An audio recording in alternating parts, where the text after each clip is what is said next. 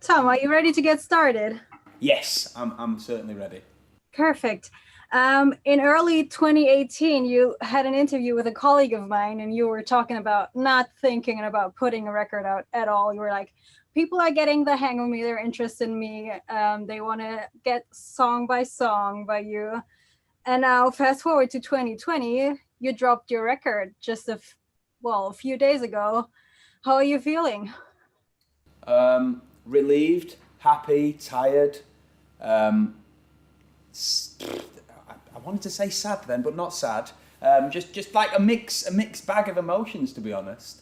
But the one thing I'm feeling more than anything is just relieved. It's like been such a long time, long process, and yeah, I never thought that releasing an album would be possible. Um, you know, so many people have to be interested in you, and yeah, we released a few more records since 2000, a few more singles since 2018, and I was finally at the point, and we all decided, that I was at the point then where the people wanted to hear like a full body of work from me, and we already had it. We were just waiting to release it. So yeah, I'm a happy man at the moment. I'm a tired man, but I'm a happy man. Well, you'll survive the being tired, and I'm sure you'll be happy. No. Um, Looking back on all the pressure that you probably also had to live with. Yeah. Um, Now you just mentioned those singles that we already know that are part of the record as well, and A Line in Small Steps and your title is Heaven in a World So Cold. And I was wondering, is there something that makes you feel like you found your piece of heaven in a world so cold? Yeah, well, you know what? I find that in music, and I wanted, I hate those album titles that are like ups and downs or left and right. It's lazy album titles. Um, my label gave me 2 weeks to come up with a name for the album. So I was thinking, oh shit, I need to think of something that's quite interesting and that means something. And yeah, that line just really always resonated with me because, like you touched on, I find so much peace in listening, like consuming music, but also writing it. So I guess in a really dramatic way, the album title is kind of, if people can find heaven or peace in my music, then that makes me really happy because that's how I used to consume it as a kid. Uh, yeah, so maybe it's a dramatic way of saying it. And the other reason is just because also I thought that it was a cool line. It's one of my favourite lyrics on the whole. I have a few favourite lyrics on the whole album, but that's one of my favourite lyrics. So yeah, and I think it's quite old school. It's quite a cool way of addressing an album, like choosing. I basically stole something from myself and then put it on the front of the album. So yeah. It is a very cool lyric, and you said it's kind of dramatic, but I find there's some optimism in that too. Kind of. I Yeah, are it's a bit you of both. Yeah, are you a person that can keep up being optimistic even though it might be very hard sometimes? Quite honestly, I'm not always, but luckily for me, I've got a great family and I've got a great team around me who kind of boost me. I'm always the guy. I'm just in the studio writing songs, and maybe sometimes I don't even realise that. You spoke about small steps there, and songs. The songs on the album that work really well, like "Fingertips" and "Never Let Me Down," and "Now Rather Be You." And possibly I write these things, and I don't even realise that they're gonna do anything or that they'll be any good. Maybe that's because I'm naive. I don't know, but yeah, I kind of have to have people sometimes to fill my glass a bit fuller. But that's all right. I think every musician, or a lot of musicians, go through that. So yeah, I'd be lying if I told you any other way. So I'm trying to give you the most honest answers. Yeah, I respect your honesty. yeah, And you just mentioned Rather Be You, and I find that the record holds a lot of talk about relationships, the good, the bad, the longing, and the breakups too. yeah. And Rather Be You is such an upbeat song, if you ask me, but it's kind of the different perspective, right? Can you elaborate a bit about that? Yeah, well, there's a lot of that on the record there's a lot of course, every singer-songwriter is going to write about love and loss, but there came to a point where I just wanted to do it in a completely different way. And I went through a terrible breakup at the end of this year, the start of this year, that really messed me up, to be honest. And there was one point where I felt like, well, there's the old famous saying, you know, when a heart breaks, it never breaks even. And I felt like I was going through that. The script already did it about 12 years ago. So I was like, I can't say that the heart doesn't break even. I wanted to kind of spin it in a different way because that's how I felt. And then I thought, okay, I'd actually rather be her, because when she broke up with me, I thought that, you know, it seemed like a lot easier for her than it did for me. I kind of felt left behind. So I thought it was a cool way of kind of spinning it around, really. And in some ways, at that time, I wish that I was her, because she found it really easy, or a lot easier than me, and I kind of, you know, dealt with it really badly. So that was basically the idea behind the song. And it's funny because it is, you know, like you say, it's an upbeat one. It's kind of like it's almost like a soul record. I'm influenced a lot by Aloe Black and a lot of the soul stuff and gospel stuff. And I feel like, for such a sad song, it in parts sounds really happy and gritty. So it's kind of funny. It's ironic in a way. What I found while listening to the album, or I thought that maybe Sink or Swim is like the dark counterpart to Yet Rather Be You. I think so. I think it's exactly the same message. It's about exactly the same breakup, but it's funny that you can hear that, and I'm glad that you can. And that's actually probably my favourite song on the whole record, because it's the most honest one. And I'm happy that you said that. That gives me... Well, I'm glad I got it. Gives me strength. Yeah, you nailed it. Thank you. There's another song on your record called Grow Up, and I felt like you were channeling your inner Peter Pan a bit. Can you let us in on what the story behind the song is? Yeah, well, you know, when I was going into my early 20s, I was absolutely broke, zero money. I had a job that I was doing like 4 or 5 days a week. Really shit pay. Sorry that I've sworn. I'm in the zone. Really shit pay. And yeah, I think everyone goes through a stage, whether it's when you're 20, 25 or 35, I don't know, where you just think, oh, you know what, I don't really want to get any older and have responsibilities. And I just had to put that into a song. You know, one of the lines in the track is, I've got no mortgage plan or a loan to spend. And it's funny because I do now. Like I have all of those responsibilities now, but when I was writing the song, I didn't, and I didn't want those responsibilities. And I feel like a lot of people can probably understand that. You know, growing older, you have all these responsibilities, money, taxes, you know, having kids, wives, girlfriends, you know, all these things that like actually add a lot of pressure.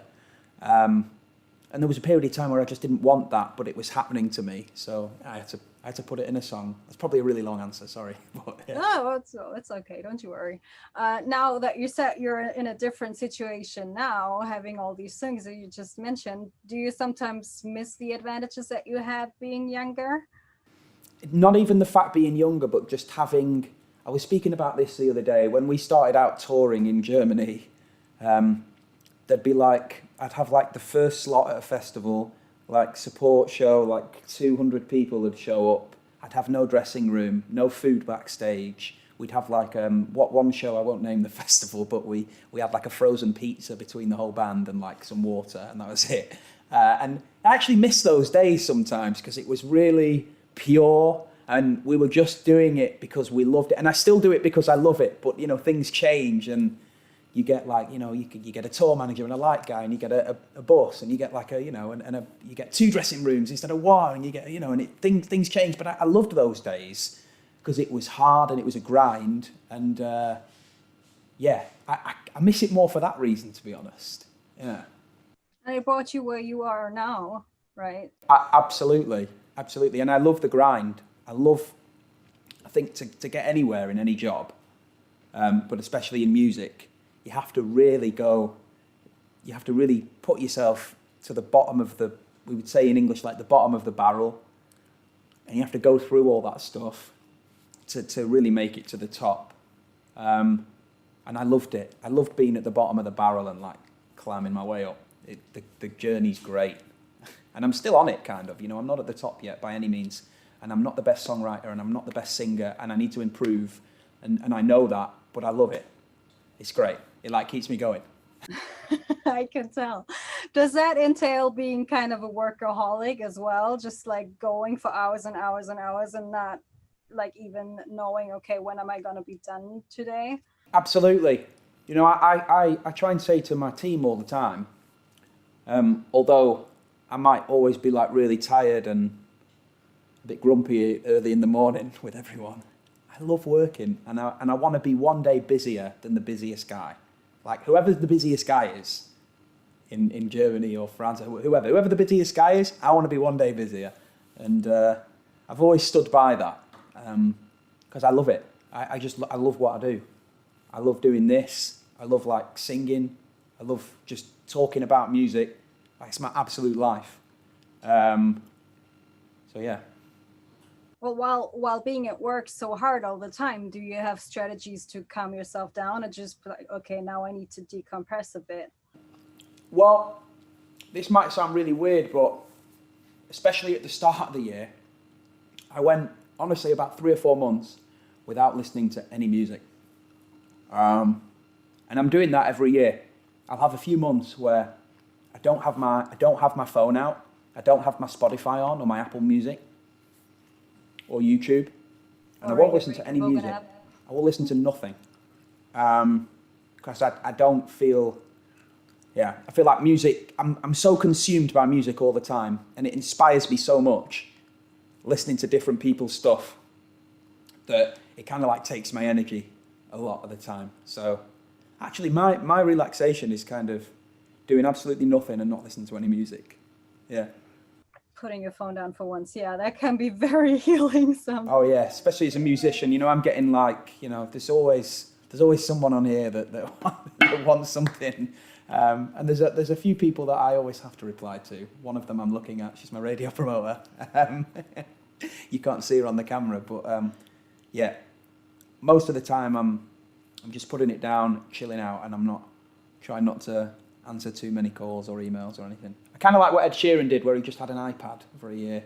I don't know if I'll ever do that, but I think a few people would kill me for doing that, but I might get to that point. I don't know.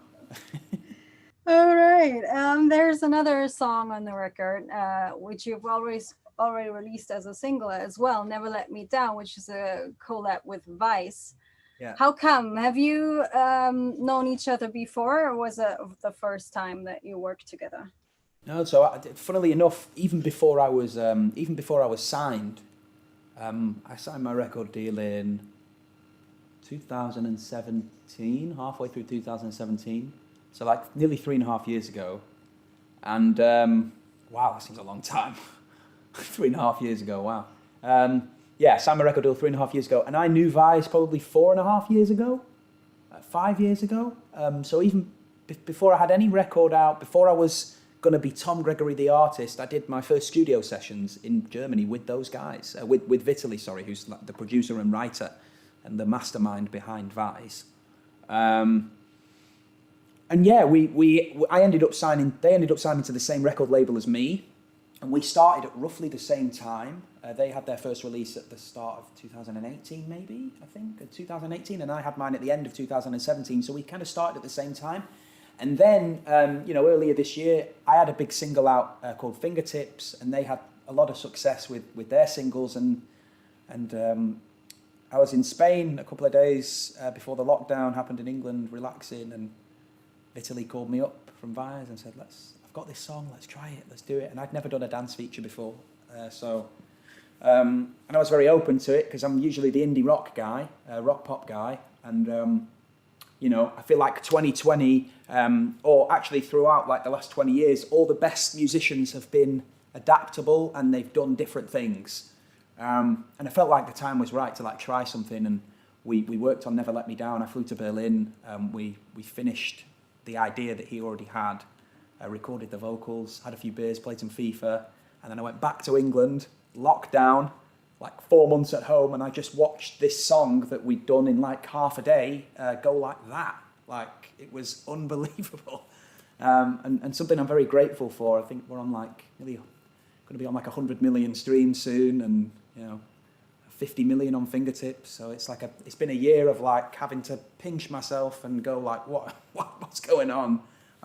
But yeah, it came about because I've known them for a long time, and they're with the same label, and I love those guys. They're great. They're very talented, and I think the collaboration surprised a lot of people because I'm from a completely different world, but it ended up working like so well. Better than any of us could have ever imagined, really. So, yeah. So well, yeah. I think it's always so interesting to see artists merge and listen to the product. And I'm surprised that it took you just half a day to get it all done. Are you a fast songwriter in general, or does it take you longer usually? Probably than half a day. Great question, actually. I'm a really fast songwriter, but a song for me, it takes half an hour or an hour to write, but it takes months to finish. But in that case, since VIZE already had quite a bit of the idea, and I just helped them finish it and write some things on it, it was a lot more simple. But usually, a song like Fingertips, I wrote. When did I write that?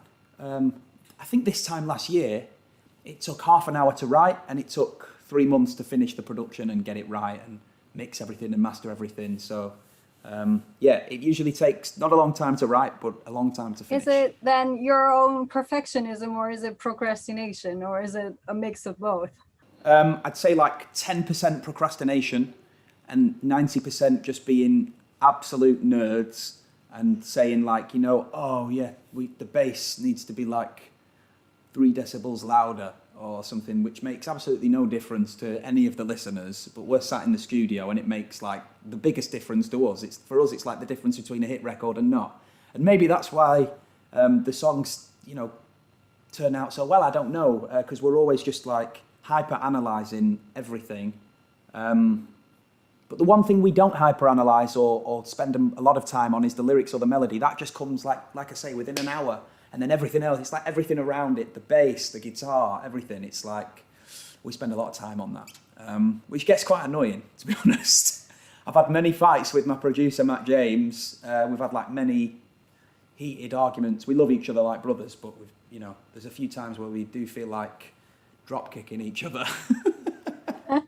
Those fights can be probably pretty productive though too, right? Mm-hmm. Well, I know that you also did a song called Far Away that's on your record as well. And I picked up a line from that which says, "Far away, somehow I don't even have a doubt, because I see us at 63 screaming out to Black Eyed Peas." And now you also mentioned the script. Is that the kind of music you enjoy listening to, the early 2000s and ongoing, or is that just a part of it? I think you can probably hear that in some of my records, in some of my in some of the album tracks. I grew up listening to those guys. I grew up listening to bands like Keane and The Script and One Republic. I was just a rock fan as a kid. All American Rejects, Sum 41. I just like lived for that for 10 years of my childhood, and I didn't really listen to anything else. So I would say absolutely yes. And it's funny because in that case, it's a lot of people like pick that lyric out from the whole album as like one of their favorites, and it's one I'm really proud of because I think that when we're 70, 80, 90 years old, we're going to be talking about like Bieber, Black Eyed Peas, Chainsmokers. We're not going to be talking about Aretha Franklin or Stevie Wonder. And I found that quite ironic, and I wanted to try and capture that in the song, and that's where the I See Us at 63 screaming out to Black Eyed Peas came. But to answer your question, I'm definitely influenced, and I definitely used to listen to all that sort of stuff. The Script and many other bands included. They're like massive inspirations for me. Nice one. Now listening to the album, I thought that one song sticks out a bit, apart from the dance "Never Let Me Down" one. What love is, it feels way more stripped down. Was there a certain aspect of the song that made you go unplugged somehow? Well, the funny thing is, as I said before, like the songs are really, they take not a long time for us to write, for me and my co-writer Matt James to write, but they take months to finish. And with this particular song, it was a stress to finish this one because we didn't know if to like make it a big production, a small production, and we just couldn't get away from how we recorded it on the day, which was just a guitar. And there was something quite beautiful about just the guitar and the vocal. And sometimes adding more is great, but knowing when to take things away is just a completely different skill. And luckily, I think he's one of the best in Europe at that, at like not overcomplicating tracks. So I'm very grateful to work with the guys that I do, because yeah, at some point we decided, no, this is just going to be a stripped back record, just a guitar and a little bit of bass and some snaps. And it ended up being one of my favourite tracks on the album, to be honest, because it's just like a really classic love song, and you can't really, with a song like that, you can't really hide. It's just really all about the voice and the melody, and yeah, I'm proud of it. Most of the album's kind of big production, a big bass and keys and all sorts of stuff going on, so it's kind of a little break for the listener, to be honest. Yeah. Well, it turned out beautiful as well. Now, wrapping up talking about the album per se, I got a little task for you. If you had to describe your record using only 3 words, what would you say about it? Love, loss, and growing up. There we go. That's what the whole album's about, to be honest. No, there's not really any more to it. Love, loss, and growing up. That's a good description. Now, you're originally from Blackpool, right? And now you are often in Hamburg, where your record label is based. What's your connection to Germany? I know that you've started out in Munich, I think, right? Writing "Losing Sleep" and "Run to You." Yeah. What do you like? What's your take on Germany? What's your connection? Well, my connection was when I was younger. Going back a few years, I started out with a German manager who was a friend of a friend and a brother of a friend. Sorry, and we kind of started the whole thing. And in all honesty, when I was starting out in my career, nobody wanted to sign me. And then we came over to Germany and did some songwriting sessions and just tried to connect with people over SoundCloud and over the internet. And eventually, people wanted to start working with us. I saved up enough money, working my job in a theatre in Blackpool. Recorded demos. People would like the demos, they'd write with me. I'd then write more demos for free because people wanted to work with me for free. And then it kind of just snowballed into me writing all these songs in Munich. I wrote, Losing Sleep, Run to You, and By Your Side. Like, that was probably one of the most productive weeks of my life. And I ended up getting signed on the back of writing Run to You. It got into the hands of my label boss, who showed my radio promoter, all the guys, and everyone was like, yes, let's sign him. And I'm a lucky boy. That was a great day. That was a really nice day to tell my boss I'm leaving my job. Was this record recorded in Germany as well, or did you record it at home? 80% of it was recorded in my hometown. I like to record everything in my hometown, and the next album, we're just going to record it in my hometown. I love recording there. I don't like using like nice fancy studios or super like spaceship style studios. I just like, a sofa, a guitar.